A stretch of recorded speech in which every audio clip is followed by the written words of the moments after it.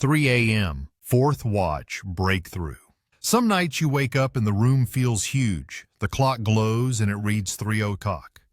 You remember a clip you heard last week. It said, "This hour is a door." It said, "Heaven listens more here." It said, "Battles shift if you get up." So you sit on the edge of the bed. You try to feel strong. Quiet prayer starts to sound like a test you must pass. The idea often comes wrapped in a watch schedule. Some teachers even define the fourth watch as 3 a.m. to 6 a.m. That can sound deep and brave. It can also sound like a spiritual shortcut. If the hour is the key, then the heart is not. You begin to chase a time window, not God Himself.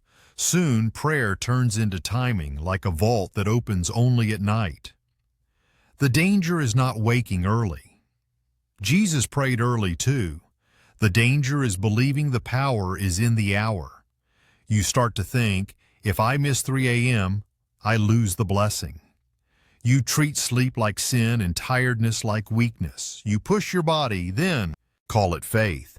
And when nothing changes, you blame yourself. Humble prayer becomes hustle, and God starts to feel far away. But God is not a code you crack at night. He is a Father close in every hour. Sometimes He gives peace, not results. Sometimes He changes you, not your problem. A real prayer life can include early mornings. It should never be built on fear. If a challenge makes you anxious, slow down and return to simple trust. Draw the circle. It starts like a story you want to believe. A bold plan, a clear target, a clean number. 40 days, one request, one circle drawn around it. You tell yourself, this is focus. You tell yourself, this is faith. The days begin and you count them like steps on a long road. You do not want to miss one because missing feels like doubt. This idea is widely known as a 40-day prayer challenge tied to the book, Draw the Circle. A challenge can build discipline, and discipline can be good, but a challenge can also shape your view of God. If the method becomes the main thing, prayer becomes a tool. You start thinking, if I do the steps, God must do the outcome. That is not trust. That is pressure dressed as devotion. Soon the circle can feel like a contract. You repeat the same words the same way each day. You look for signs that you are breaking through. You may even hide your doubts because the challenge expects confidence. When your request does not happen, you feel tricked, or you feel guilty. You wonder if you prayed wrong. Humble dependence gets replaced by a system that needs you to perform. A wiser path is slower and softer. Ask God clearly, then hold your request with open hands. Work hard, but let God be God. Let the challenge serve prayer, not rule it. If your heart is tired, choose honesty over intensity. God never asked for perfect streaks. He asked for real children who come near. If this has touched your life, share your story in the comments. The Prayer of Jabez. It feels harmless at first. A short prayer, a clear ask. Bless me, expand me, keep me safe. You can say it in one breath. That is part of the appeal. In a busy life, it feels like a simple key. And when someone calls it a challenge, it sounds even safer. Just try it for a season. Just see what happens. It feels like faith with training wheels. But the modern challenge often comes from a popular book wave. Critics note that the book encourages repeating the Jabez prayer daily, almost as a set pattern. When a sentence becomes a daily lever, the heart can drift. You may stop listening and start reciting. You may stop surrendering and start demanding. The prayer turns into a charm you rub, hoping blessing appears in your hand. Then the meaning shrinks. Enlarge my territory becomes make my life bigger. Safety becomes keep me comfortable. Blessing becomes prove you love me. You begin to measure God by outcomes. If your life expands, you think the formula works. If it does not, you assume you failed. Either way, your eyes stay on your territory. You forget that God sometimes leads us through smaller places to grow our souls. The Bible shows prayers that are bold and humble at once. You can ask for help and still bow your will. You can desire good and still trust God's timing. A short prayer can be real, but it cannot replace a real relationship. Use the words if they help you speak. Do not use them to control God. The truest blessing is knowing Him even when life feels unchanged. Decree and declare prayers. There is a shift that can happen quietly. You stop saying, "Lord, please." You start saying, "I declare." You stop asking. You start announcing. The words feel strong in your mouth. They feel like a weapon. And if you are scared, strength feels good. It feels like you are finally doing something. It feels like faith with a spine. But strength can hide fear, and fear can shape your theology. Some teachers frame decree and declare as a biblical way to speak outcomes into place, and it is widely debated. The risk is not speaking truth. The risk is treating speech like a remote control. If your words create, then silence feels like failure. If your words unlock, then waiting feels like weakness. Prayer changes from communion to commanding. God becomes the agent of your script, not the author of your story.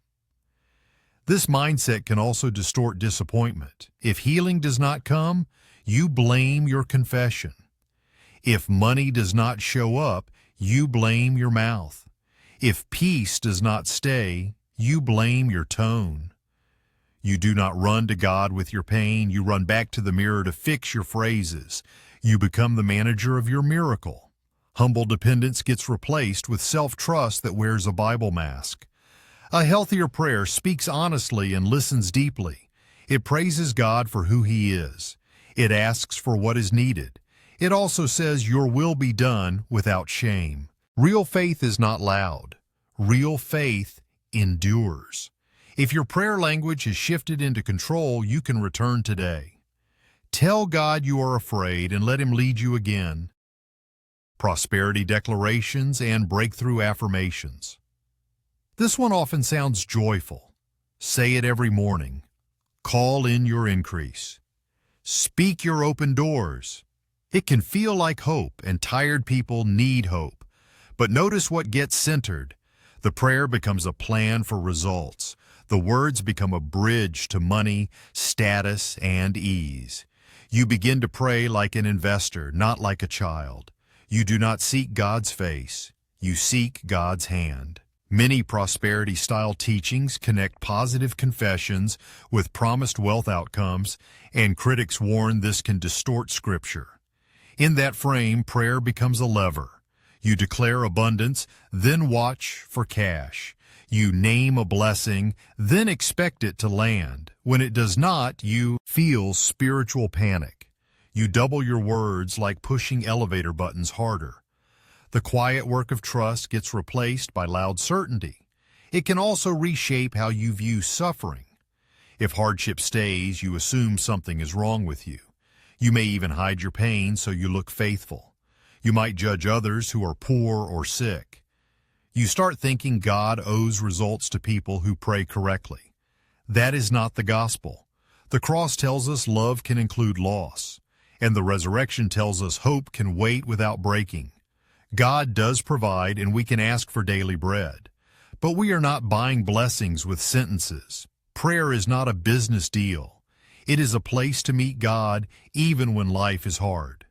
If you feel trapped in outcome-based prayer, step back. Thank God for what is true today. Ask for help, then release the timeline. Dependence is not weak, it is worship. Seed faith, sow to get prayer.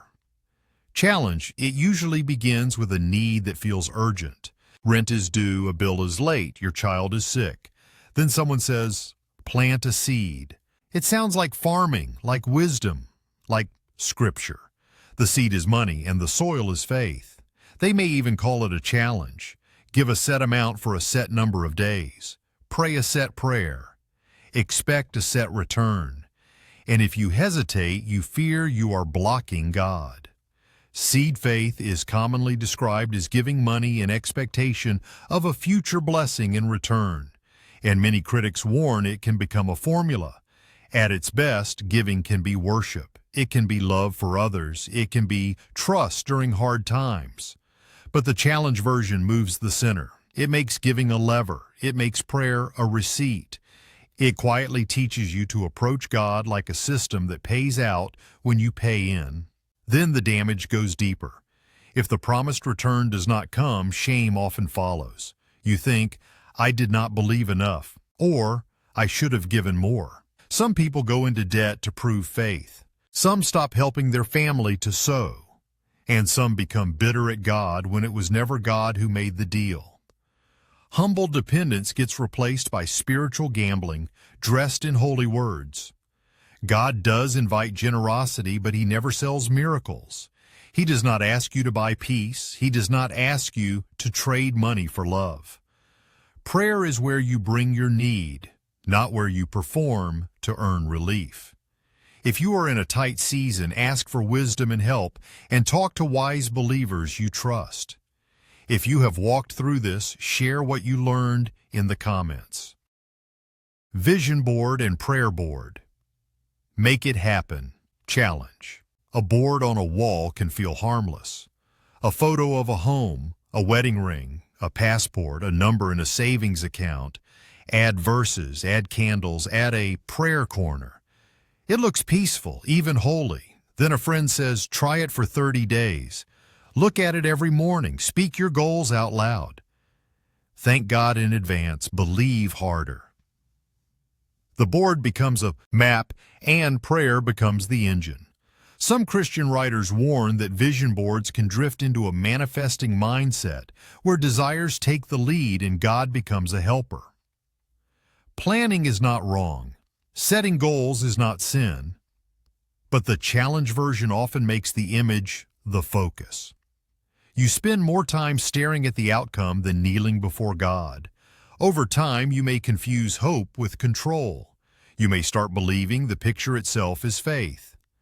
This can shape your heart in quiet ways. If your life does not match the board, you feel behind. You feel less blessed. You feel unseen. You might even resent people who got their board. And when you pray, you may skip honest words like help and teach. You jump straight to give. The board trains you to chase a life, not to seek a Lord. The room looks calm, but inside you are driven. A better tool is a simple list and a softer grip. Write needs down, then surrender them. Make plans, then hold them loosely. Ask God for daily faith, not just a future upgrade. If you keep a board, let it remind you to obey, to serve, and to wait, not to force outcomes. Law of attraction and manifestation. Prayer challenge. This one feels modern, smooth, and confident. Align your energy. Speak it like it is already yours. Act as if it happened. Some Christians swap the words. They say faith instead of vibration. They say God instead of universe. But the engine stays the same. The goal is control. The goal is certainty. The goal is getting what you want by shaping your inner world, then calling it prayer. Online discussions often blur prayer with manifestation language, treating prayer as a technique for results instead of relationship. And because it is a challenge, it feels testable. Do it for 7 days. Track what changes. Keep a journal of wins. Soon you are not praying to know God. You are praying to measure power. You may even avoid honest prayers because honesty sounds negative and negativity feels like failure. The fear underneath is real. You want safety. You want love. You want a life that makes sense. But manifestation-style prayer can trap you inside yourself. If your mind is the tool, then you must keep it perfect. If your words build your world, then one bad day feels dangerous. You become your own savior, and when suffering comes anyway, you feel crushed, because the system promised you could prevent it.